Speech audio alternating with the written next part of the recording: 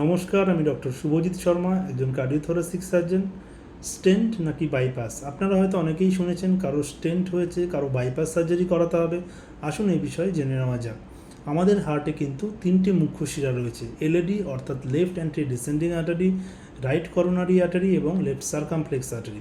এই শিরাগুলোর মধ্যে যদি 70%-এর উপরে ব্লকেজ থাকে তখন কিন্তু এই প্রসিজারগুলো করাতে হয়।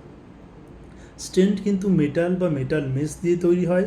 স্টেন্টিং কার্ডিওলজিস্ট করে, এতে তিনি হাতের শিরা এবং পায়ের শিরা দিয়ে গাইডওয়ারের মাধ্যমে যে জায়গায় ব্লকেজ আছে সেখানে কিন্তু স্টেন্ট প্লেস করে। এতে কিন্তু জেনারেল অ্যানেস্থেশিয়া লাগে না, পেশেন্টকে নর্মালি তার পরের দিন ছুটি করে দেওয়া যায় এবং পেশেন্ট নর্মাল অ্যাক্টিভিটি খুব তাড়াতাড়ি করতে পারেন। অন্যদিকে বাইপাস সার্জারি কার্ডিওথোরাসিক সার্জন করে, এতে আমাদের বুক কেটে হার্ট অবধি পৌঁছতে হয়।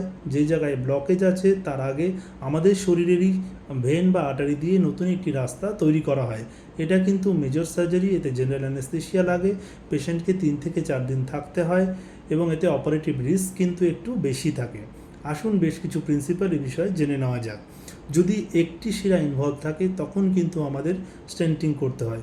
যদি দুটো শিরা ইনভলভ থাকে, তার মধ্যে যদি এলএডি ইনভলভমেন্ট থাকে তখন কিন্তু বাইপাস সার্জারি করাতে হয়। যদি দুটো শিরার মধ্যে রাইট করোনারি আর্টারি এবং লেফট সার্কামফ্লেক্স আর্টারি ইনভলভ থাকে তখন কিন্তু স্টেন্ট করাতে হয়। যদি 3টে শিরা ইনভলভ থাকে এবং পেশেন্টের ডায়াবেটিস থাকে তখন কিন্তু বাইপাস সার্জারি করাতে হয়। আমাদের হার্টের পাম্পিং ফাংশন কিন্তু 60-72%। যদি পাম্পিং ফাংশন এর থেকে কম থাকে, পেশেন্টের 2টো বা 3টা শিরা ইনভলভ থাকে, তখন সেক্ষেত্রে কিন্তু বাইপাস সার্জারি করাতে হয়। এমন দেখা যাচ্ছে যে পেশেন্টের অন্য ওপেন হার্ট সার্জারি প্রয়োজন আছে, যেমন ধরুন ভালভ রিপ্লেসমেন্ট সার্জারি অথবা ধরুন হার্ট হোল সার্জারি। তাদের যদি থাকে, যদি 1, 2 বা 3টা শিরা ইনভলভ থাকে তখন কিন্তু বাইপাস সার্জারি করাতে হয়। এমনটা দেখা যাচ্ছে যে পেশেন্টের বাইপাস সার্জারি করা প্রয়োজন কিন্তু পেশেন্টের অপারেটিভ রিস্ক কিন্তু অনেকটা বেশি, যেমন ধরুন renal failure patient, cancer patient, তাদের কিন্তু অপারেটিভ রিস্ক অনেকটা বেশি, তখন কিন্তু স্টেন্ট করা যেতে পারে। এমনটা হচ্ছে যে পেশেন্ট ভয়ে বা অন্য কোনো কারণে বাইপাস সার্জারি করাতে চাচ্ছেন না, তখন কিন্তু স্টেন্টিং করা যেতে পারে। এটা কিন্তু পুরোটাই কার্ডিওলজি এবং কার্ডিওথোরাসিক সার্জনের ডিসিশন।